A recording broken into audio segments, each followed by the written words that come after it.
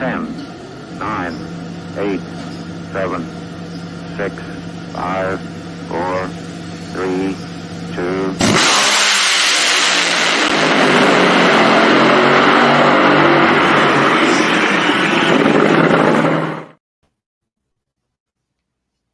Welcome live, the Competition Plus Power Hour.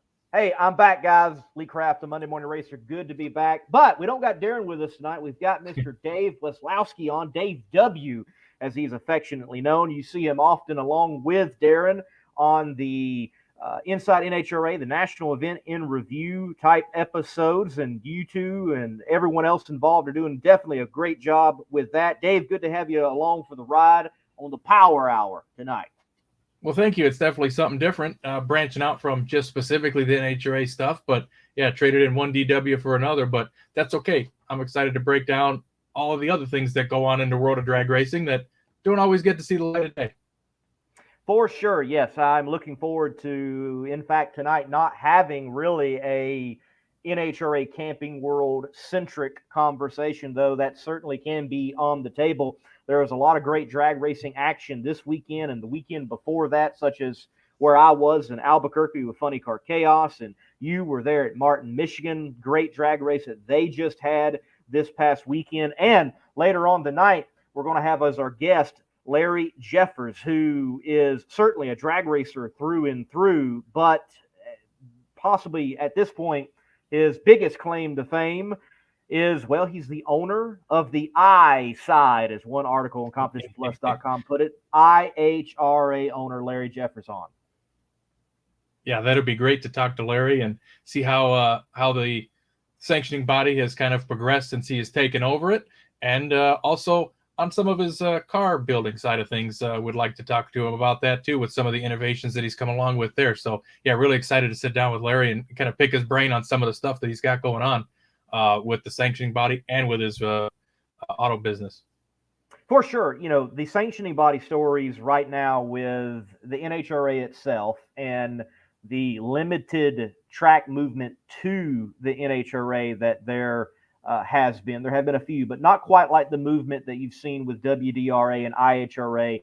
That is such a fascinating conversation right now in drag racing. But I really think, and I really want to talk to him, that car that him and Manny Bagina put together, developed, however that came about, finally, someone in drag racing said, let's put some vents, let's put some roof flaps, let's put some extra netting so parachutes don't get caught in wheelie bars and those type of things.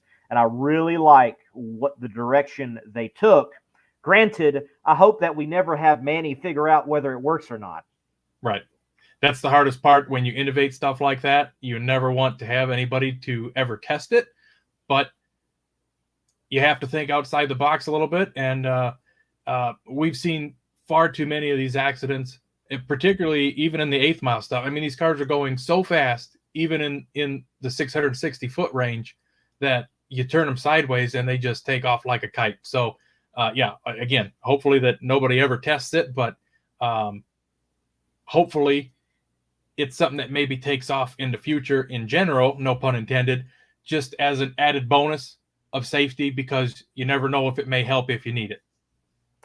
That's exactly right. And Slam and Sam, thank you. We do plan on having a good show. I appreciate those words of encouragement. And by the way, to everyone out there, I've been on the road, been traveling, did my own little mini Western swing, which included Pacific Raceways. Dujanay Bland, thank you, sir. Appreciate your help in filling in for me, and what great shows those were. Well, Dave, look, I am certainly intrigued on this past weekend and the action that you were able to take in there in Martin, Michigan. PDRA was in the house, from what I understand. Also had some nitro coming out with the Extreme Top Fuel and Top Fuel dragsters of the modern variety, and I believe some funny cars were out there. They had a tremendous show. Give us the breakdown on what was going up there in Michigan land.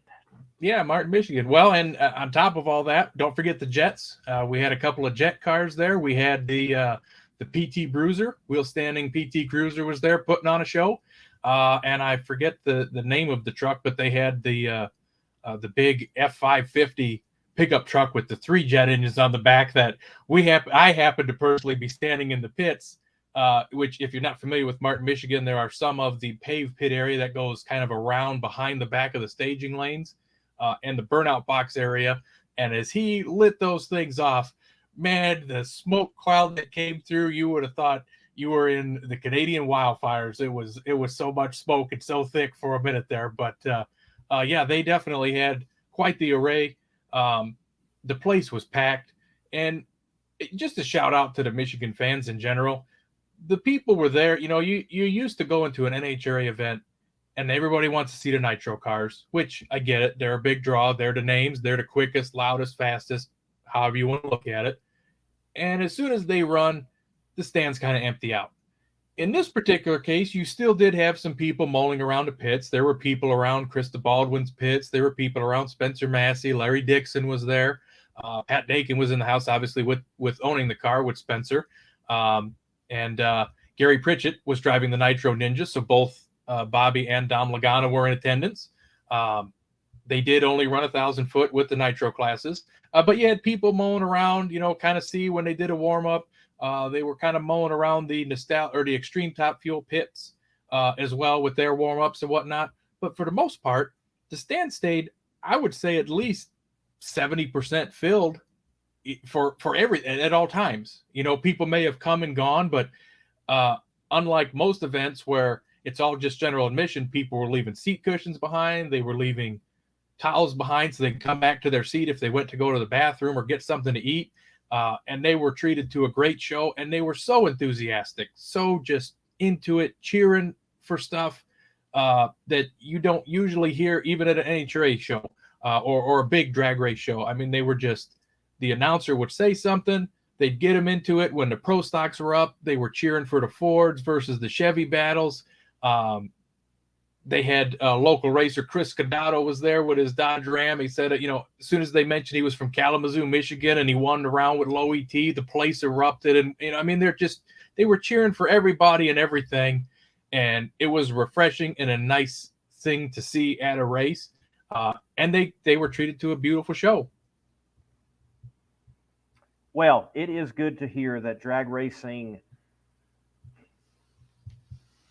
it might not be popular to say. I know some want to look at it in a negative light right now, but I think drag racing is, in fact, very healthy. I think it is moving forward. I think the template of the future is out there, exactly what PDRA did along with Martin, Michigan, and what you had Virginia Motorsports Park do. And I heard that program for the competitors that were there and participating in that particular program, that was a good time for them and their pocketbook, even though they were running high-powered cars. So the model is out there. I think the template is out there. And just because, yes, we may be losing a few tracks here or there, drag racing is healthy. And you can see it in Martin, Michigan. You can see it in an Albuquerque that experienced an event like they have never had, with finally breaking records that had stood for 60 years. And you see it throughout the country with programs that are making a way in drag racing and performing well. We don't have to look at the NHRA each and every time and go, oh, this is the tell-all of drag racing. With the diversity that the sport has, you have to look beyond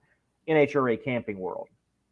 For sure. And I will admit, this is, at least from my memory, probably the first first PDRA event I've ever went to. I've never been to an 8th mile drag race specific before for that particular sanctioning body. Obviously not all classes. The NHRA style top fuels were running 1,000 foot, and the extreme top fuels were still running the 1320, as were the funny cars and the jets and whatnot. But all the quick door cars, top dragster, top sportsman, I really don't think it detracted too much from it. I mean, the crowd was still very into it. Everything happened right in front of you.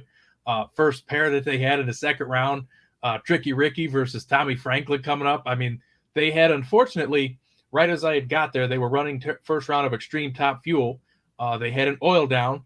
And in the very next pair, Sean Bowen actually had his parachutes rip off going through the finish line and went into the sand trap at the end. And in the other lane, I believe it was Michael Anderson, I believe his name is, that does the show with Darren as well. He had his valve cover gaskets blow out and was covered in oil.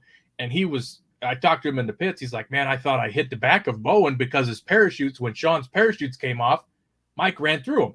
So he thought he was, in a world of trouble. And the resulting cleanup of getting the car out of the sand, getting the oil and everything, I believe it was about an hour and 15 minutes.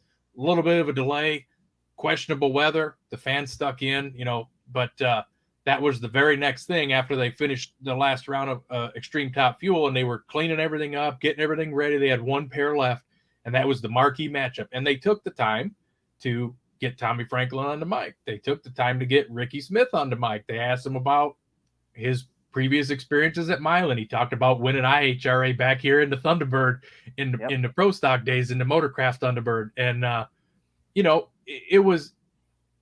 it was a long time that it took to clean up when you look at it on the watch, but it didn't feel that way when you were in the crowd. So they did a good job to keep the people engaged, entertained, and boy, those guys put on a show.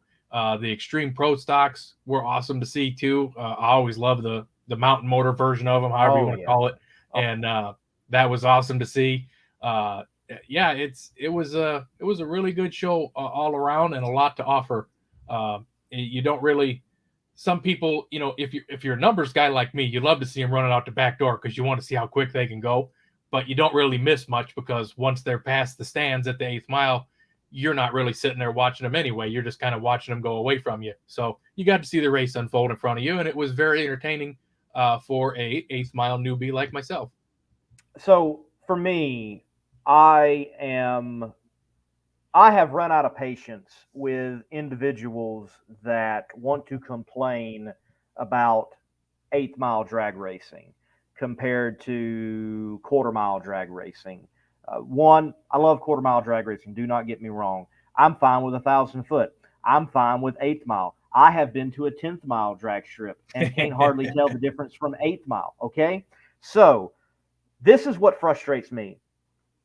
And like having the back channel access and monitoring Funny Car Chaos YouTube channel, which is an 8th mile series, and other series as well, whether it's Southeast Gassers Association. So you get these comments, is this quarter mile or 8th mile? And I know right then and there that person, they don't like 8th mile drag racing, but they don't know how to count blocks. Right. A kindergartner can understand how to count blocks and understand that this is 8th mile instead of quarter mile. And then if you quote, I hate 1,000 foot racing, and then it's actually 8th mile racing, that tells me you can't read a tape measure apparently either, and you don't know the incrementals of a drag race from 1320 to 660 to 330, so on, so on, so on. So if you can't do simple math and you can't count blocks, shut up, please. 8th mile drag racing is just as good as quarter mile drag racing. I, in fact, love how with 8th mile drag racing, you cannot rely on horsepower. You have got to cut a light. If you are not cutting lights, you don't have that room to build the steam up, as it were, and come around on the top end. Yeah, and that was very evident this weekend too. A lot of races were won and lost on the starting line, particularly in Extreme Pro Stock. A couple of staging games, starting line games, and when you're 600s behind passing the Christmas tree, you don't have a lot of room to make it up. And the amazing thing for me too was as I walked away into the pits as some of the cars were running, just how quick they get through the gears. It's and then done, and it's like they're still going through 4 gears. They just don't have, they're not running it out the back door, but they are still moving through those gears and winding that thing up and trying to get it, stay in the power band as much as you can for the limited space that you have. The hard thing for me, I guess, being a numbers guy and a statistician and without having any prior knowledge when you go in, it's hard to tell a good runner from a bad run when you don't know. When the 8th mile scoreboards pop up and you're like, oh man, he ran a 362. Is that good?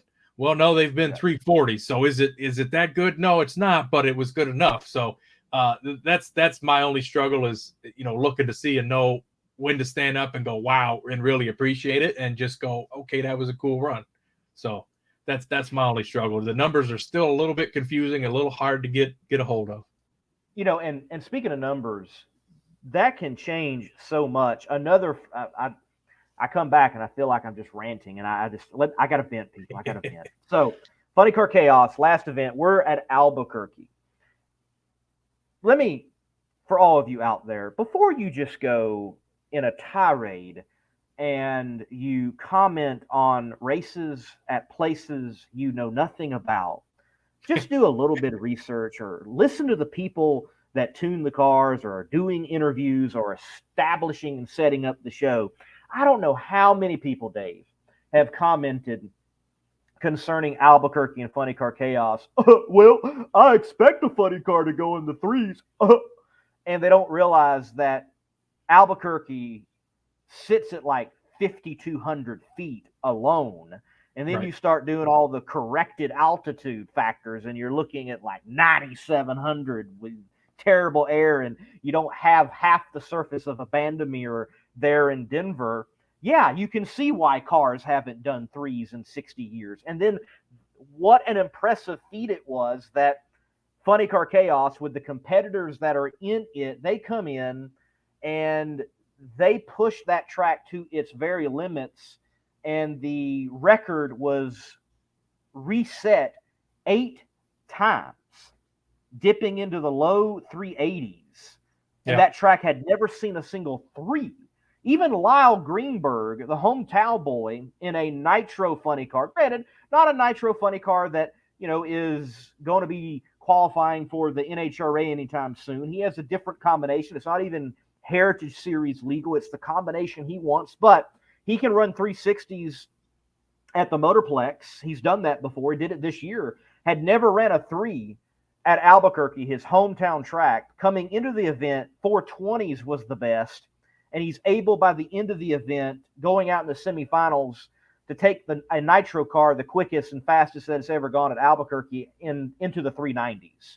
So, look, folks, just take some time and do some research before you comment, and remove all doubt that you don't know what you're talking about. Just public service announcement. And on the flip side, I'm pretty sure that the promotions leading up to the event had all been commenting of the same thing. Nobody's ever been in the 3s, and who's going to be the first to do it. So it was a milestone achievement for whoever the first was going to be to do it, regardless. And all the promotions leading up to the event made it as such that it was going to be a big deal.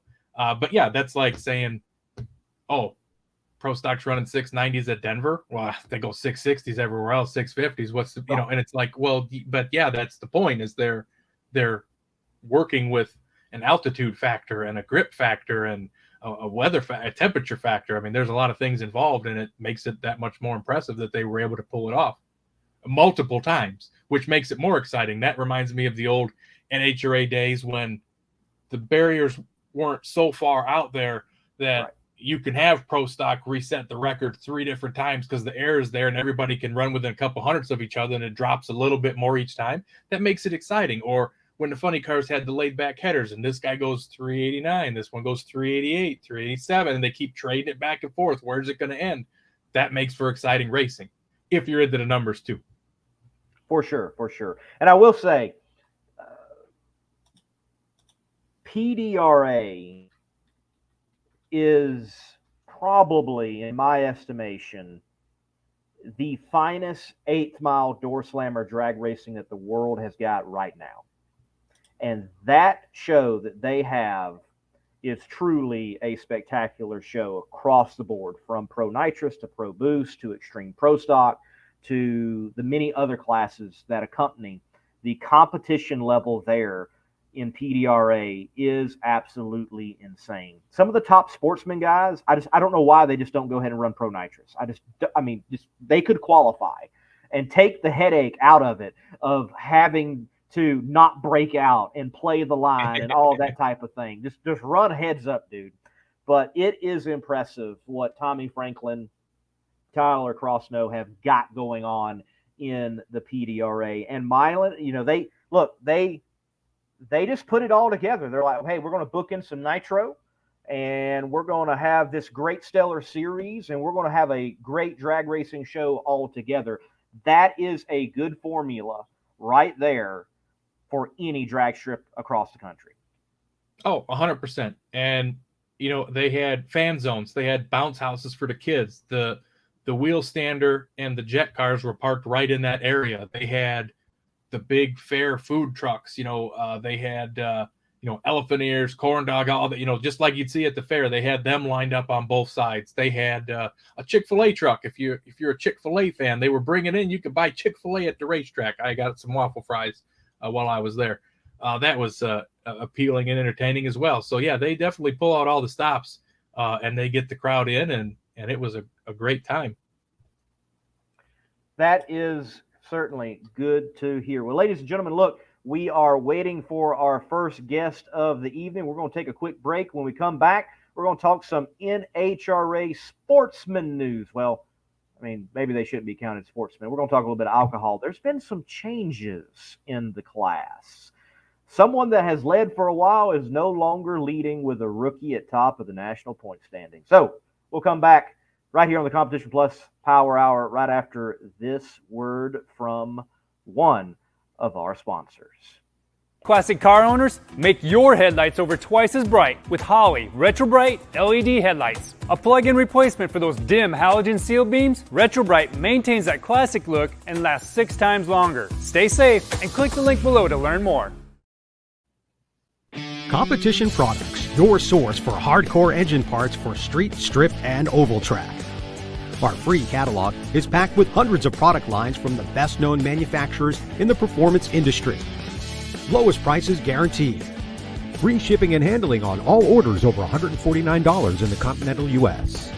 Need expert advice? Our knowledgeable staff is just a phone call away. Competition Products, race parts sold by racers since 1970. Dave W., man, what do you think about the news that Tony Stewart has took the points lead away from Julie Natus, who, by the way, has held it since like the Baby Gators? Pretty amazing stuff. Definitely headlining. I think that he's also in the points lead in his particular division as well, too. So he's leading in both categories at this particular point, if I remember correctly. Is that accurate? I've got to dig into that to make sure, because there's also the North Central division. I believe he was leading in as well. Yeah, one reason why he is the national points leader, and again, this can be challenging when you're in the middle of the season and everything's getting funneled down, and you're trying to create the scenarios of who can actually clinch a championship. From Randy Meyer Racing, it was mentioned that Julie winning Topeka, that she has clinched her region, and she has done enough there. She has one less national event, if I remember correctly by the numbers. So that's one reason why Tony is ahead by 32 points, because he's got a national event up on the individual in second, which is Julie Natus. And the top 5 right now looks like this: Tony Stewart, Julie Natus, Sean Cowie, Joey Severance, and then Jackie Frick. So right now, the defending champion's got some work to do to move up in the point standings.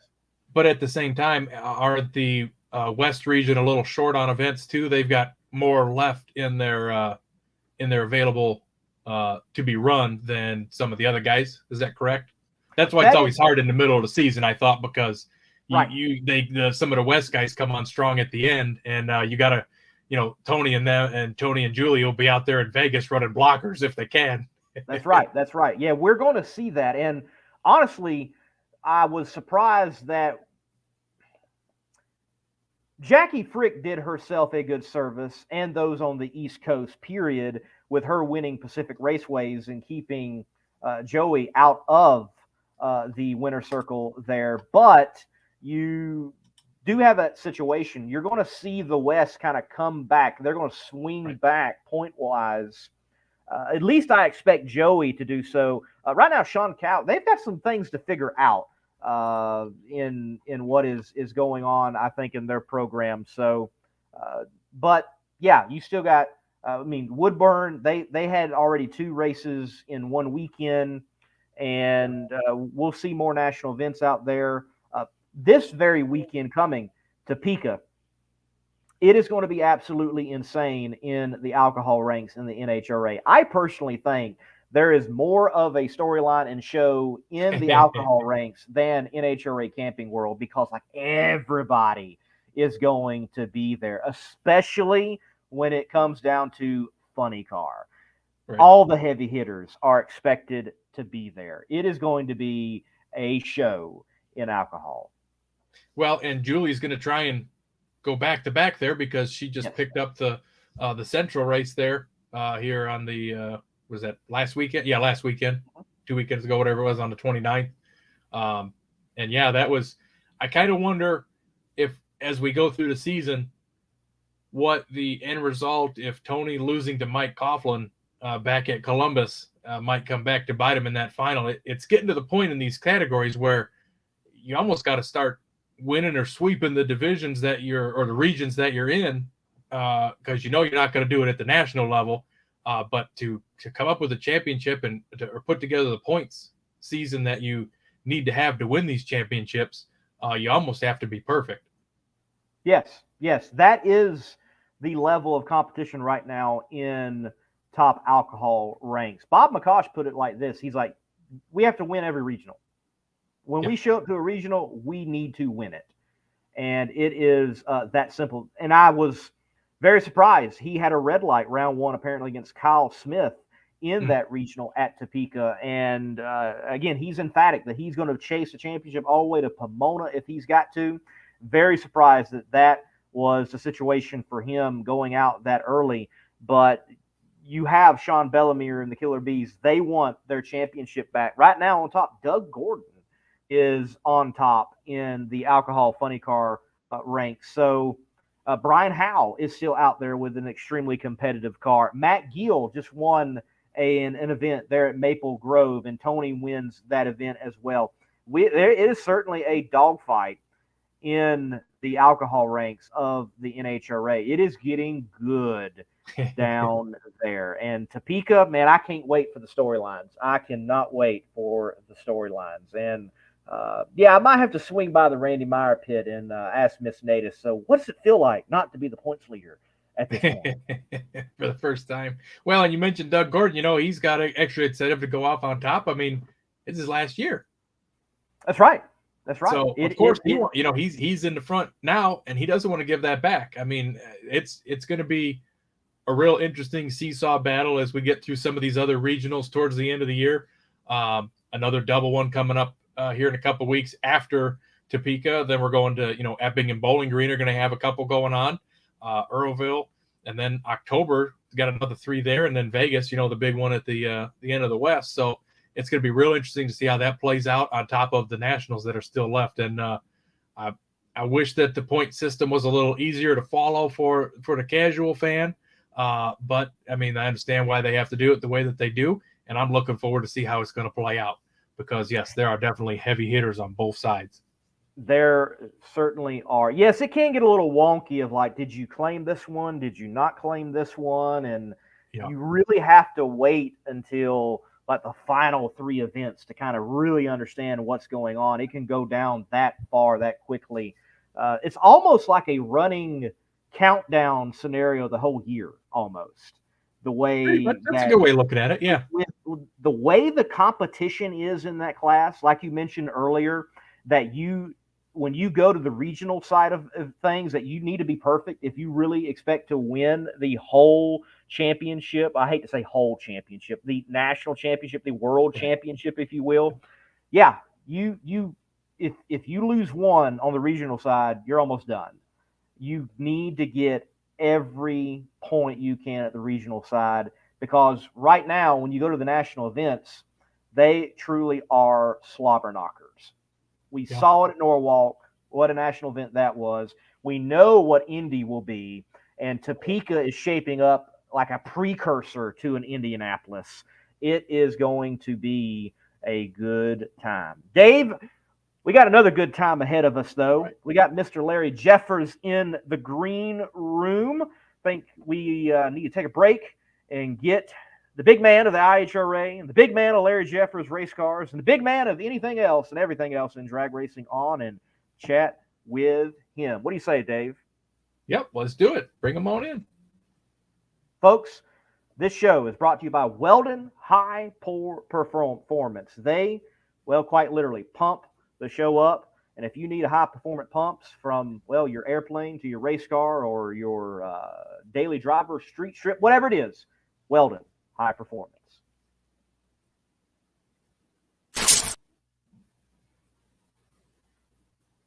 Is it playing? No, it's not, is it?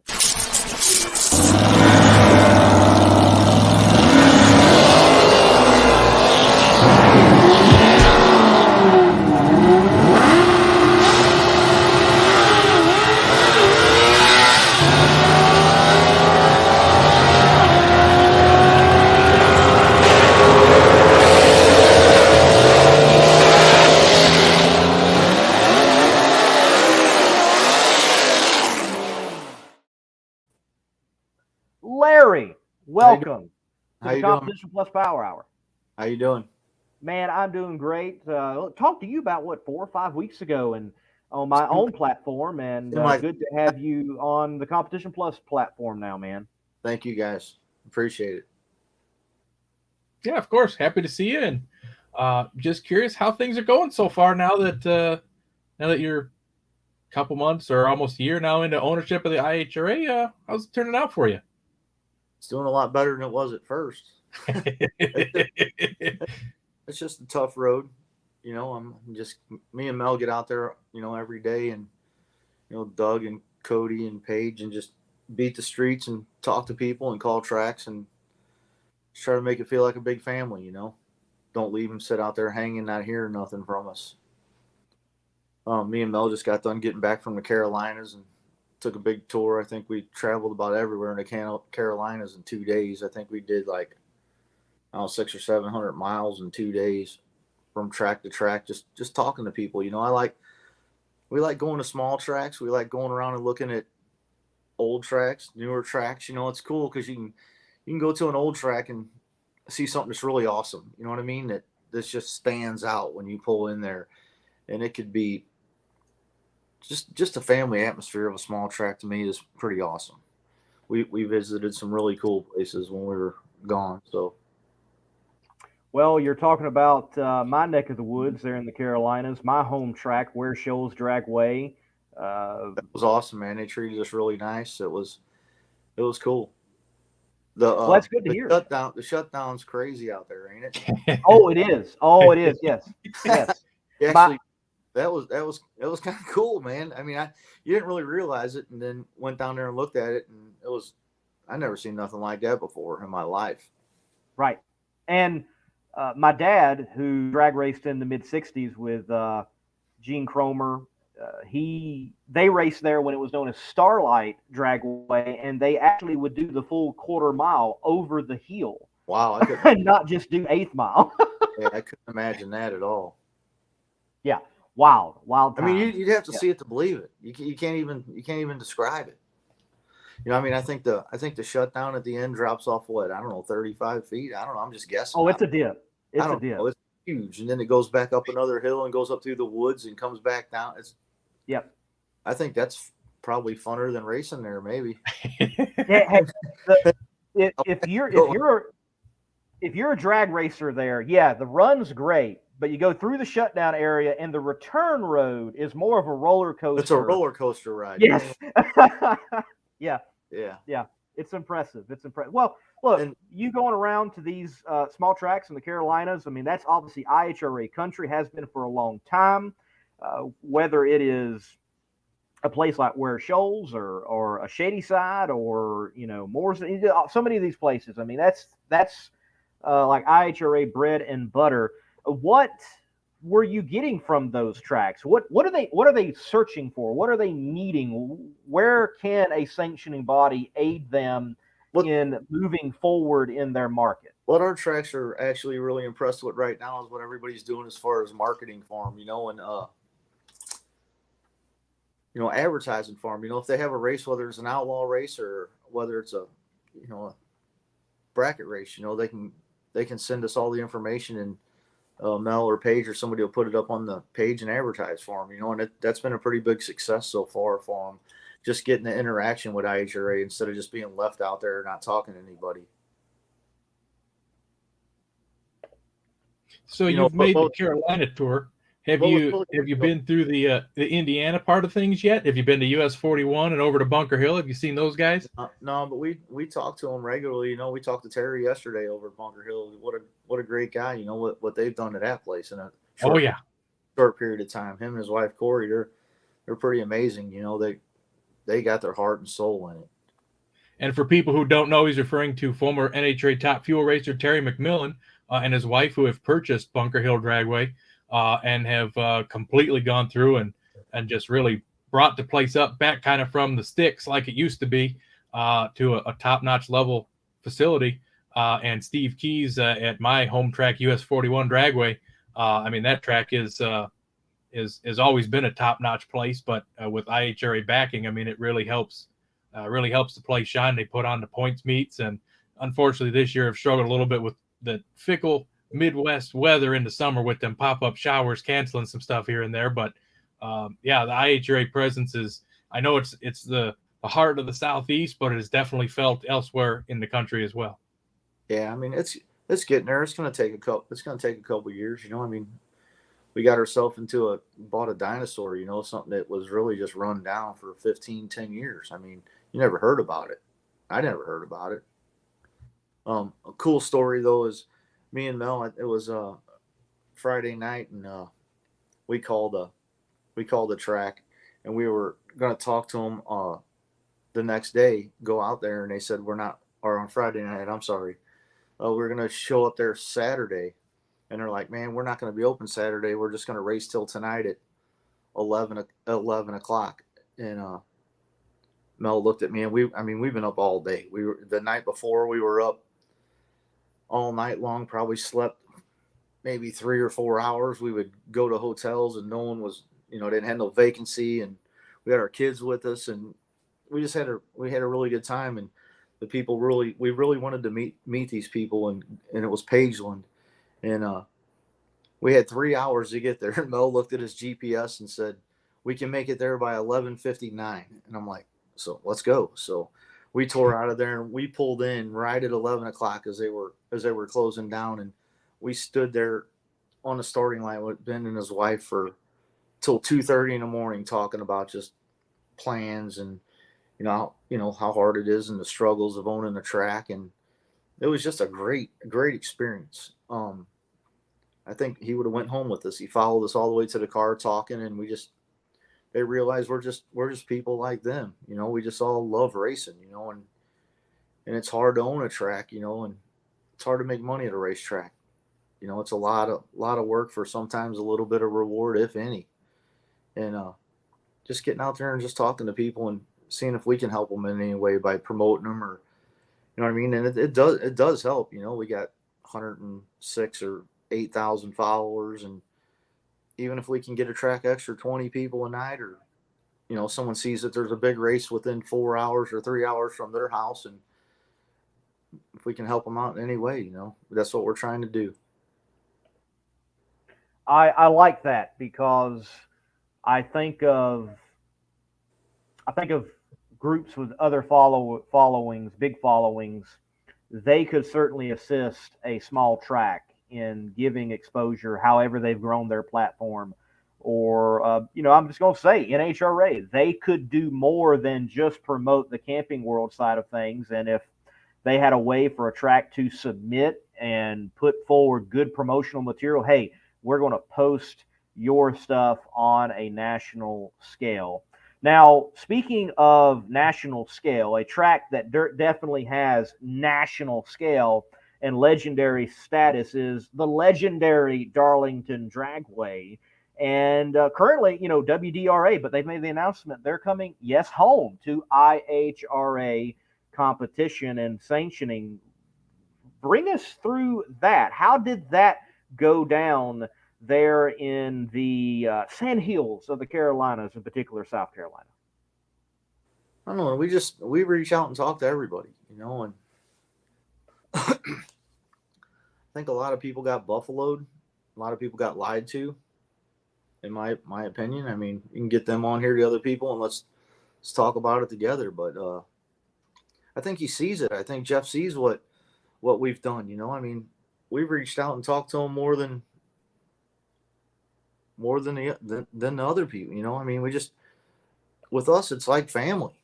If shit, he called me all the time. I called him. Mel called him. Talk about family stuff. Talk about racing. Just talk about plans for the future. I think a lot of people thought we wasn't going to be around. I think a lot of people was told that we weren't going to be around. And, I mean, I asked Jeff, about being on their board or whatever. He didn't even know he was on the board. He found out on the internet. It was a good scheme, I mean, make all the small tracks think that the big tracks.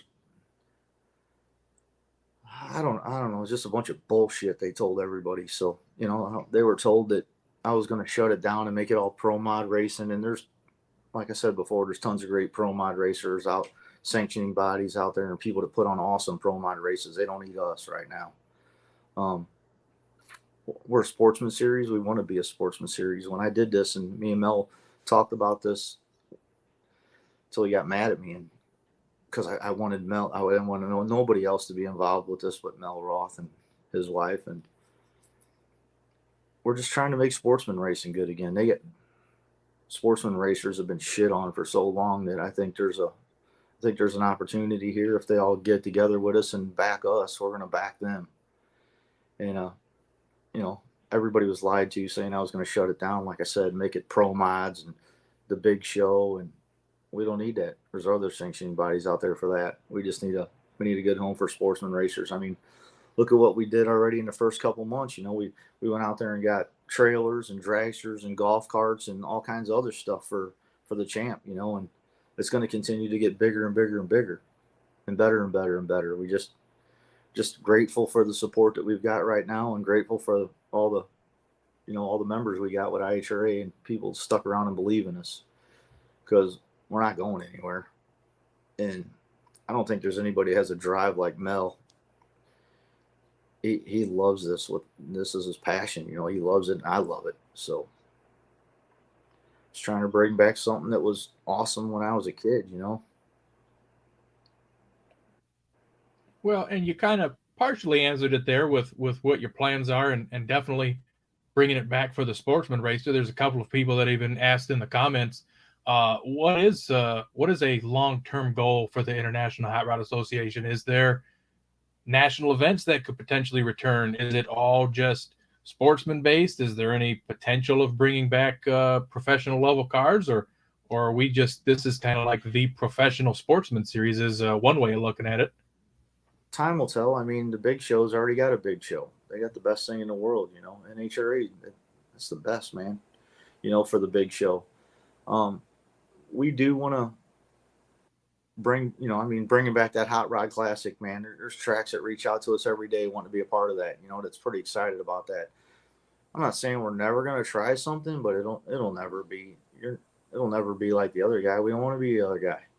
Right. We want to make something badass for the sportsman guy. We want to, in the future, it might take 2 years, it might take 3 years, but how cool would it be to have, just a regular guy like we all are, that loves drag racing, to go out there and race for $100,000 or $50,000 championship, something that'd be really cool for a sportsman guy, and make it special.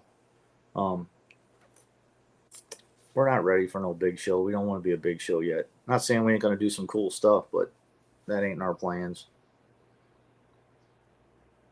Speaking of cool stuff, I do want to give you the room to explain, though I've heard it from you and Mel, that what do you mean by mystery classes at these events when they show up at the particular track that they're at? That was all Mel's deal when he told me he was going to do that. I told him it was stupid and I didn't like it. It sounded weird to me, and then it ended up being the coolest thing. Everybody loved it. Mel laughs at me and says, I told you. But, what we're going to do there is what works cool in the Carolinas might not work in Texas. What's cool. Carolinas loves pro mod racing. Some people might do really good with top fuel Harleys. Some people might do good with pro mod. Some people might do good with a funny car or top fuel dragster showing up, or just we're going to work with the tracks. Whatever the track wants to do, whatever they feel is good for their area. That's what we're going to do. We're not just going to come in there and tell them what we're going to do. We're working with tracks and talking to racetracks and seeing what works good in their area. Mountain Motor Pro Stock might want to come. Yeah. We really don't have nothing set in stone. We got a lot of options though. Everybody reaches out to us, about what we're going to do that used to race in the past, whether it be Mountain Motor, Pro Stock, or Pro Mods. Everybody's excited for us to do something. But that's got to feel good on your end to know that the people who were in the former part of the IHRA series and knew what it was when it reached its peak, and then unfortunately was there as it kind of crested and went down the other way, are willing to help and reach out and give you the support to try and bring it back to what it was, or just have enough faith in you guys that they want to be a part of it in some way, shape, or form, even if, like you say, it's as a side category or side class at one of the events going on. That's pretty cool that you can have that kind of depth to pull into these people and bring that kind of car show out and class out to run with everybody. Yeah, we just want a series where you pull in with your family and have a good time. We get called all the time, why are you going to run juniors at the events? Because that's what it's about, family. Right. You pull in there and you see a guy with a door car or dragster or something, and then you see his little kid parked next to him with his junior out, and then that's what it's about, man. That's what it's about right there, family. It's all memories. Life is just about memories. It don't matter what you got or who you know or what kind of car you drive. It's about memories. Everybody's going to be talking about memories. Hey, remember that time that guy did this, or remember that time Jimmy, did this. Let's make some good memories and put on some good drag racing. Well, Larry, thank you for buying the IHRA and attempting to move it forward. I believe it's already been done. So thank you for your hard work. Thank you for putting the team together and their hard work with Mel and Paige and Doug. And with you having Doug on the team, I definitely expect epic parties at IHRA races when that does come around. But behind you, you've got Larry Jeffers Race Cars. And definitely want to take some time and talk about the race car side of things, because several weeks ago, photos were dropped, videos were dropped of Manny Bagina's new Pro Mod. And there are some innovative things with that car and things that I have been advocating for a very long time. And there's proof of it on my Between the Slicks and other areas, even on this show, that why is no one attempting this in the Pro Mod world? And you have. So walk us through your conversation with Manny and your thoughts on vents and flaps and the extra wide mesh netting, where the wheelie bar is, all the safety features in this particular hot rod. I've been wanting to do the roof vent for a long time, and nobody wanted to be the first one to do it, because that looks stupid. Or the rear wing I thought was really important. You look at a lot of cars that get spun out sideways and turn around backwards, and the air got under the rear wing and lifted the car up, and I thought that'd be a good idea. And Manny wanted to do the net under the parachutes, and can get Manny on here right now. I told him that looks stupid, but if it works, it works. You know what I mean? He gives me trouble all the time about it. But if it works, and it saves him from wrecking the car and the chute's getting tangled around the rear end housing, and that'd be good. Manny was really receptive to the roof vent in the wing, and then it was off trying to find it. The roof vent. They're not really easy to get. One of my good friends was pretty much next door to me down the street. He's Kenny Schrader, and he got me a bunch of old Cup car roof flaps. So I got a couple sets of them here in the shop. They're pretty hard to get, but that's just something I just thought would work. Anything that'd help it from flipping over. Well, and the first that I ever heard of anybody trying or wanting to do this, we're going back nearly 30 years when Roy Hill turned around at Darlington in his Pro Stock car and sailed over the guardrail. When he returned and they had him in an interview, he said, when I come back and I get my new car back at Bristol or whatever the next event was, it's going to have roof flaps on it, and never materialized. So thank you for being the one to engineer it and figure out how to make it work. I don't know why they ever did. Maybe they were worried about the aerodynamics of it sucking the flap up as it's going down the track. And I definitely agree about with the rear wing. I mean, that was something that NASCAR learned the hard way when they put that big wing style, tuner wing style on the back of the Cup cars, and then they turn around backwards and just sail over like a kite. And then they went back to the spoiler. They realized that wing was doing more harm than good Right. on that when they turn sideways. And that's something that we unfortunately see in these cars. Lee and I were talking earlier, you're over 200 miles an hour in the 8th mile now. So at any point in time that you get trouble, even early in the track, I mean, the aerodynamics are there to create lift, and these things just sail like a kite. So we also were discussing, we hope that it never gets tested, but you never want to see anything bad to happen to anybody. But if it does, I hope it certainly works and keeps the car down on the ground, or at least at guardrail level, or whatever they got to do to keep them from turning over and taking off the way that they have been.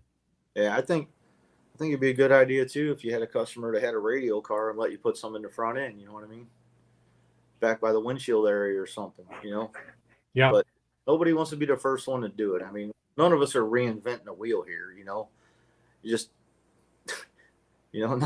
nobody's reinventing a wheel. So there's a lot of cool ideas out there. If you just, I think the vents are a good thing. It just takes somebody with balls like Manny to say, hey, do that. I think it'll be cool. I think it'll work. So thank you, Bingo, for letting me do it. Has there been any type of wind tunnel testing or anything to make sure that they would be functional, or we're just going to find out when we send it down the track, and hopefully they'll stay closed going forward? Yeah, hopefully we don't have to find out, but yeah, I think wind tunnel testing's too much for our blood. Yeah, I heard it was like $10,000 an hour or something like that. Is it up to that much now? Wow, that's what I heard. I don't know for sure, but that's what I heard it was. So that could be wrong. But that's just something I heard. Because actually, Manny said, "Hey, find out how much would it be to do it," and that's what I found out. And we're like, that's a little too much. Yeah, makes sense. Yeah, find out in the real world, and look, I have to agree with you. I think there is a issue right now in the radio world. These cars and almost the mystique and the acceptance and the badge of honor that, oh, my car went flying and landed back on all fours. And it's like, guys, they figured out how to keep cars on the track at Le Mans in the 80s, and they're doing 230, 250. Like, come on. This isn't hard. Let's, I think the radial cars would benefit from it more than anything on the front end. Is that's what's causing it mostly on the radio cars, is because the air's getting trapped under the front end, and that's what's pulling them up? Yeah, and then the front end's a parachute, Yeah, at that point, when it's up there. I'm surprised you don't see them rip the front. They must have some really solid Zeus fasteners on those things, not to just rip it off. Supposed to show you how strong they are. Yeah, for sure. Yes. Well, Larry, I have seen your race cars perform admirably in that they've won, and I've seen them perform admirably in that they have kept a driver safe. I was at the Texas Motorplex 2-3 years ago, ADRL, and two cars got together, and one of them was yours. And I mean, both drivers walked away and they were fine. It was a very nasty incident. Actually, so you definitely build a fine race car. What else do you think could be implemented within a door slammer, a race car in drag racing, to preserve the quality of life, not just the life, but the quality of life for a racer in that particular time when they have an incident? Well, we got some extra stuff we're doing in the floor area there by right by where your kneecap is, in between your thigh and your kneecap. We got some new stuff that we've been putting in there for the last year. And we got some stuff in the side door that we've been doing differently. And actually, Mike Veggie and all of them from NHRA, you know, he comes out to my shop and texts cars, and he thinks it's a really good idea. Me and him go back a long way. You know, the foot bar area, there used to be not anything out in front of your feet on a Pro Mod car past the you know, the gas pedal and the brake pedal, and we started putting a 1 inch and 5/8 tube out there. I don't know, probably 18 years ago, and that's kind of mandatory now. So, and the only reason I did that was, man, back then, you know, you had Frankie Taylor and you had all these guys running at these real bad outlaw tracks, and I always thought, man, if they ever get in the woods or something, you know, that's a bad area right there. And everybody's got some great ideas, you know. I see a lot of guys. There's so many guys out there right now building small tire cars out of their garage that, man, do awesome work, phenomenal stuff, you know, and just got to get out there and do it, you know. What is the biggest difference when you approach these ideas of, or I guess say, what I should say is, what would be the biggest attraction of doing it? Is it because you necessarily want to have a little more rigidity in certain areas, a little more flex in another area, so you're kind of hesitant to put a bar there? Or is it a weight savings type situation? Is there any reason, or even like when you're innovating these flaps, I mean, did that add a bunch of weight into the roof, adding those on there? I mean, is it negligible? You know, how, what leads about putting these bars and kind of changing around the chassis structure, safety wise versus performance wise? That's a whole nother topic. You know, you got customers that complain about, you know, 20 pounds here or there, and then they weigh 260 pounds. You know? Yeah. I don't know. I mean, everybody's weight conscious pretty much anymore, but you know what I mean? It's a lot of it's on the driver too. I mean, you can lose some weight. Yeah. Yes. Put the safety in the car and lose the belly, because that's going to hurt twice as much when you. They ain't worried about the safety at the time. No. Of the build. Never. They're worried about the weight. Until you need it. Well, and that was just my curiosity. You know, when somebody comes to you and they've got these ideas, or you have this idea on somebody's car, and they're like, "Yeah, but it tips the scales at this. I need to be this." It will, you know, I hate to say that people would be that conscientious about it, but you never know. You know, and about flexing, you know, I remember back when I was a kid, you know, everybody'd say, "Oh, that car's a Flexi Flyer that this guy made," but it worked really well. You know, it was an awesome car, but nowadays, you know, they make so much damn power that if you did make a Flexi Flyer, it wouldn't last long. Well, that's what I was going to say. You probably got to have them pretty rigid and stiff, and everything's got to be braced for longevity purposes, as well as it probably plants the tire a little bit better. Yeah, when we started out, you know, doing this deal, everybody had real short, bent, double frame rails in the car, and basically we designed our car off of Alcohol Funny Car, you know, down the middle, and put a driver on the side of it, you know, all straight bars. You know, straight bars are got to be stronger than bent bars. There ain't too many bends in one of our cars, a lot of straight bars. Larry, last question I've got for you tonight. Thank you for your time coming on the Competition Plus Power Hour. 5 years from now, where do you want the IHRA? Where do you want it? Where do you want to see it? What is it doing? What does it look like? Ooh, 5 years for anything anymore is kind of far-fetched, but I just want to see it be strong and everybody just having a good time and racing at a good series, a series that the people that run it and own it appreciate the racers, you know, and appreciate the track owners, and just where nobody's getting shit on. I mean, sorry I'm saying that, but I just want a series where everybody's having fun and feels appreciated. You know, you come out and you get appreciated and put on some good racing, you know, and bring back the family atmosphere. That is very much appreciated, because you hate nothing more than to go to one of these events and feel like, you know, it's a club and you ain't in it. Yeah. It's nice to be welcomed with open arms, and the racers definitely thank you and appreciate you for having that aspect and approach to it.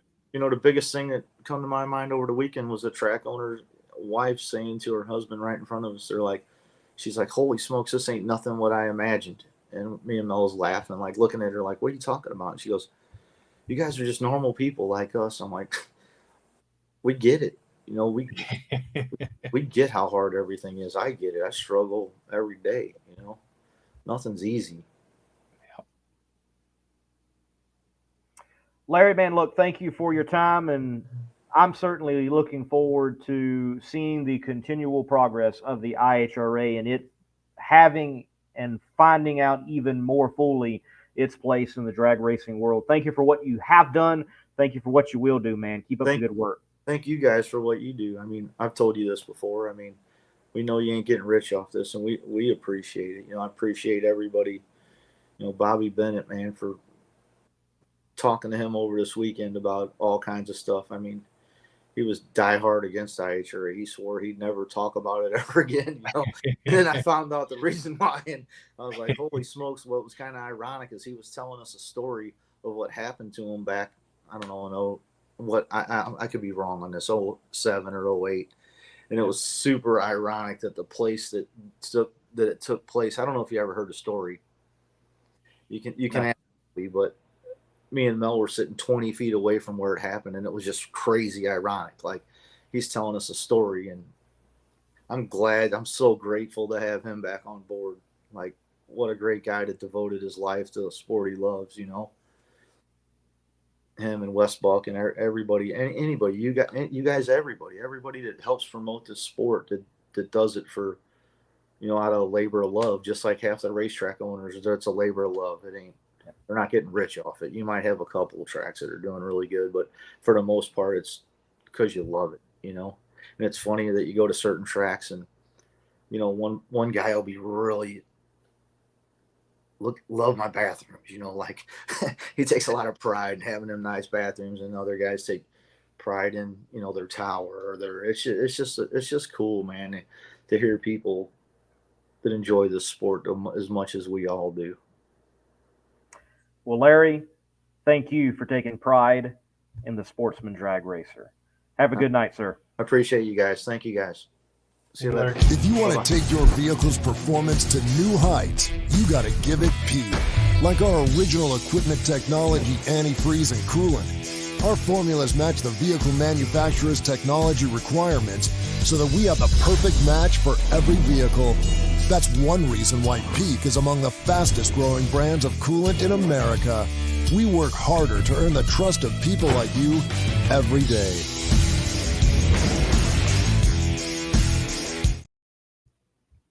All right, Dave, man, what a good conversation there with Larry Jeffers, owner of the IHRA, owner of Larry Jeffers Race Cars. Insightful for sure.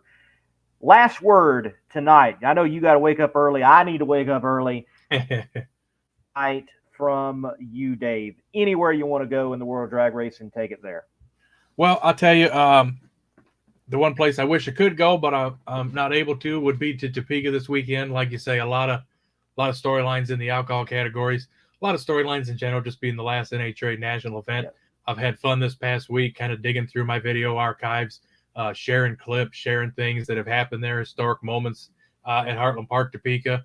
And it's sad that it's just another slice of NHRA history that'll just become a memory now. Much like we've seen Houston and Atlanta and Englishtown go that way. And just sad to see it go, and really hope that the weather comes out better than what the preliminary forecast was looking for on Sunday. I hope it's nice, cool conditions, no 100 and some odd degrees, good track conditions, a good, safe weekend, competitive, close racing, and definitely looking forward to see how it turns out. Did you say the forecast is like under 100 degrees this time? Yeah, I think it was around like 80s, maybe close to low 90s. So wow. under 100, that'd be a Man. breath of fresh air. I tell you what, the last time I was there, it was toasty. And for me to say toasty or hot, like it's hot. And yes. I can tell you, like, I'm up here in Indiana right now, and like the day was mid 80s, low 80s, and I had spent a week in Texas where it's like roasting at 105 and 107. Like even for East Texas, that's pretty warm. So yes, I'm glad to hear that there is a forecast with the potential of some high 80s, low 90s there at Topeka. Because if you've never been to Topeka, and look, you got one more chance, you need to go. Bring your walking shoes. All right, because everything is far from everything at that facility. It is a neat facility. It is a beautiful facility, but it is far from everything. I want to throw this out here as my last word. So I've been doing work for McKinney Corp, helping out with their social media, and Dave, it is impressive just how much that outfit affects drag racing. Yeah. It is wild. Every time I walk into that shop, I'm like, this is going on, that's going on, this is for that person, that is for that person. Who? What? Huh? I didn't even realize that. I didn't know that. It from NHRA Camping World Series to Funny Car Chaos to Australia and Europe, you name it. McKinney Corp has got their hands in it all over in drag racing. They even reach out and branch out into IndyCar and other series as well. It is wild how much, if you really start digging, you will find that M out there in drag racing. Mind-boggling, dude. You definitely got to follow Monday Morning Racer on Facebook and see the pictures that he posts. I mean, it's everything from welding up fuel tanks to there's a brand new carbon fiber funny car body ready to go, strapped to the pallet with windows installed in it, just ready to head to the paint shop and be delivered, and everything in between. So yeah, I always appreciate your posts when you come up with some of that stuff, just to kind of see what's going on, because I don't think a lot of people really realize what goes on behind the scenes and involved in building these cars that you see tear down the quarter mile in the way that they do in a safe manner. Yeah, I just found it fascinating. Today, 2-3 weeks ago, those bodies, I saw them from 5-Star, the same people who produce like the late model bodies and the modified bodies. Well, they produce the alcohol funny car bodies that so many people are running. The Camaro body is like the only body out there at the point right now, it seems like, sadly. But nonetheless, 5-Star bodies out of Wisconsin. McKinney gets it, and McKinney puts like the spill plates on, the parachute pods, and all the metal work and tin work and carbon fiber work inside the duct and panels and all that kind of stuff. And I don't know, I just thought it was interesting that what I saw today is it was packaged to be airshipped to Australia. And I was like, look at this. Pool noodles to the rescue. Yep. In the packaging of this funny car body. So yeah, you just never know what you're going to see walking into McKinney Corp, and they have their hands in so many things, even beyond motorsports, to Subaru, Caterpillar. I think there was projects for Cummins today out there on the floor. It is phenomenal what motorsports has an impact into in the rest of our world. Like if it wasn't for racing and war, which we don't need the war part that much. If it wasn't for those things and like the space program, where would we be? Right. That's true. That is true. Well, Dave, look, man, good to have you on the show tonight, and certainly look forward to having you fill in anytime that Darren or myself is not able to be on the show. Again, Dujane Bland, thank you for filling in as well. It's good to be back with each and every one of you here on the Competition Plus Power Hour. Dave, anything else? If you're a fan of nostalgia drag racing, 2 weeks from now, also in the Midwest, US 41 has their Area 41 nostalgia drags. You can catch some nostalgia funny cars, nostalgia super stocks. I believe they might even have a couple front engine dragsters going on down there. So one of the one of the early IHRA tracks too, a pioneering IHRA tracks. It's still out there. Support your local tracks. They got a lot of cool shows going on, like we talked about here, and that's another thing upcoming in the Midwest area. I don't know. I know you said you're in Indiana now. You probably won't be here that long, but in your travels, where are you going next? Well, next is Topeka. I will be at Topeka for the national event, and I'll be playing parts delivery boy as well. I'll be loaded up with McKinney parts and taking them down to Topeka, and then on to first time ever. Looking so forward to this because I love Abbeville, Iowa. Gerald Kramer, his son, the whole team there, they do such a great job. They have an event.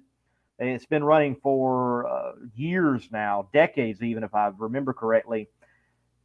The World Fuel Altered Nationals will take place not this weekend, but the weekend after next, or after this one. And I'm looking so forward to be there. I'll be there shooting the camera and getting interviews, things of that nature. Glad to be able to mark that one off the list. And by the way, speaking of nostalgia, this weekend, look, if you're not able to make Topeka, if I remember correctly, Southeast Gassers Association, they are in Ohio at Killcare, and you can catch them at another great facility that is worth visiting and marking off the drag racing visited list. So, hey, like we said at the early part of the show, drag racing, in fact, is healthy. It is. And I'm glad we're in the time that we're in. There are a lot of events in your area that you probably don't realize. Just like, Lee may have not known about the Area 41 nostalgia drags. I didn't know about the World Fuel Alter Nationals. If you live in the Midwest, you can go east, you can go west, you can go wherever you want, and you got it covered. There's something for everybody out there. You just got to look for it. That's right.